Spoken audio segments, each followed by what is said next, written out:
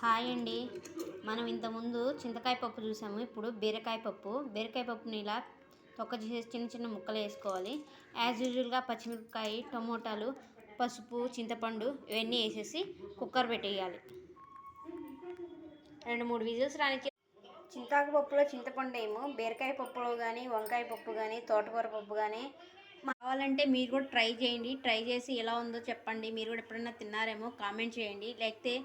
నచ్చితే లైక్ చేసి సబ్స్క్రైబ్ చేసుకోండి. బీరకాయ పప్పు తర్వాత పెడుతున్నాను. కొంచెం అడిషనల్గా వచ్చేసి మెంతిపొడి కూడా వేస్తాను. మెంతిపొడి వేస్తే బాగా టేస్టీగా ఉంటుంది. కావాలంటే మీరు కూడా ట్రై చేసి చూడండి. ఒక్కొక్కరు ఓలా చేస్తారు. మేము రాయలసీమలో వచ్చేసి వెరైటీగా ఉంటుంది పప్పు కానీ, కొనపప్పు కానీ ఏమైనాను.